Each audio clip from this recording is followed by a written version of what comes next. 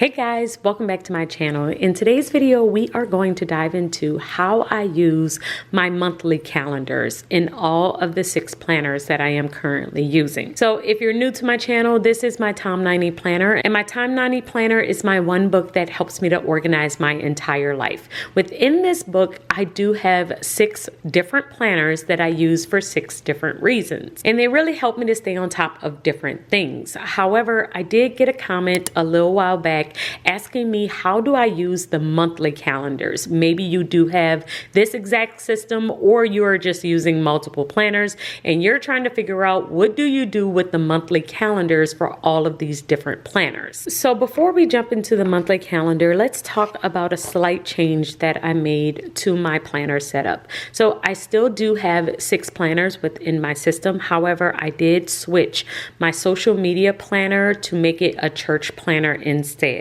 And the reason why I did that is because we have a lot of different things coming up with the church. We are in the process of purchasing a building. We are doing a lot. And I realized that I really needed my church planner more than I needed a social media planner. And so I decided to add a lot of my social media things into my to-do planner and switch over my dashboard planner to my church planner. So that's a switch on how I am using the planner. I am still using the exact same planner layouts. This is still a dashboard planner that I am using. It's just a switch on the topic. So the very first planner that I have within my system is my schedule planner. And so my schedule planner is like my catch-all planner. It is a weekly, hourly planner that I use to map out my entire day. And this is the place where I am time blocking my day. So I will mark off what I'm going to be doing at specific times. But when it comes to my monthly calendar, this is where I keep up with all of my events and all of my appointments. So this one really does serve as a catch-all. Anything that is happening throughout the month is going to be added onto here.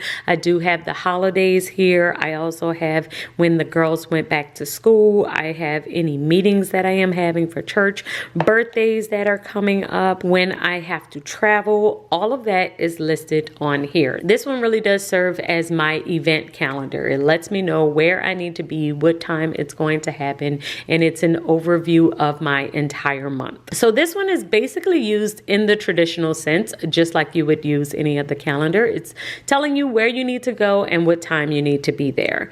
The second calendar I have within my system is my to-do planner. So my to-do planner now serves as my social media planner. I did end up switching out my social media planner for a church planner instead. And so now I am using my monthly calendar within my to-do section in order to keep up with everything that I would like to post on social media. So I have when my weekly newsletter goes out, I have the videos that I am going to post on Wednesday, the classes that we are doing for Organize You on Thursday, and an email that goes out every single Friday along with the videos that I am going to post on Sunday. So this one really does serve as my social media calendar, and within the week I am kind of just keeping up with all of the ideas, anything that's kind of coming up with work, with church, with my personal life, the habits. I will keep track on my sidebar here, but for my calendar I am really kind of saving this space in order to keep up with all social media, anything that I need to post, any idea that I have,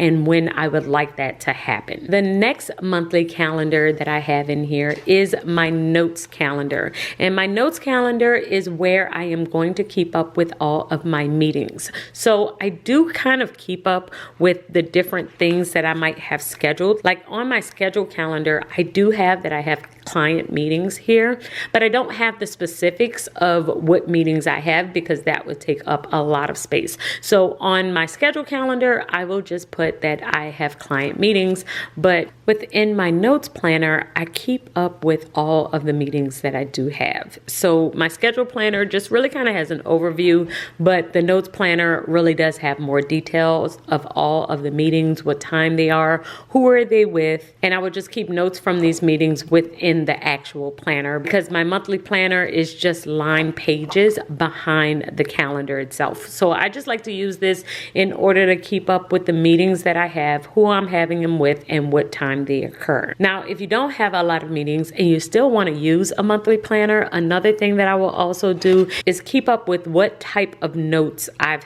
taken throughout the month on that particular day. So for instance, I did take some notes on financial lessons from scripture, and I wrote that out on December the 29th. So I just kind of wrote it here at the beginning of the month that's what note was in here, because I like to use this also as a summary to see what notes are all throughout this particular planner. So that's another way that you could possibly use that if you don't have a lot of meetings. Now, I do have a lot of meetings, so I use it kind of for both, where I will keep up with what notes I have written throughout this planner, and I also keep up with what meetings I have throughout the month. The next monthly calendar I have in here is my church planner. So my church planner used to be a social media planner, so I was using this for social media at one point. I did switch it out for my church planner, and it's mainly because of all of the different things that was going on at church. I felt like I could move all of my social media information to my to-do planner and really zone in and make sure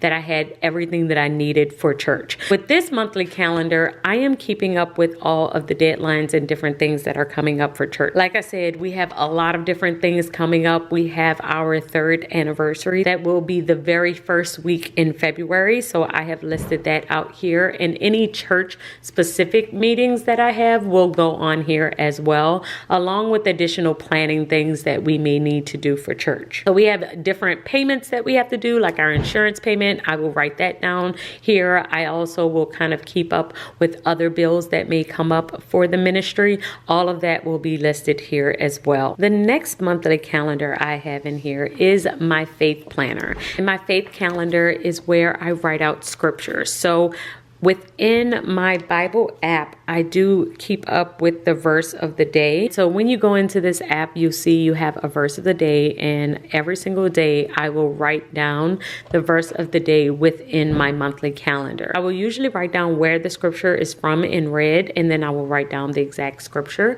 in black. And this is just a great way for me to read scripture every single day and to write scripture every single day. So that's how I like to use the monthly calendar. And then at the end of the month, I love looking at the page because it's just full of scripture. It's one of my favorite things to look at. And then the last planner I have in here is my budget planner. And my budget planner is where I am keeping up with my bills and paydays. So I've marked down all of the bills that we need to pay throughout the month.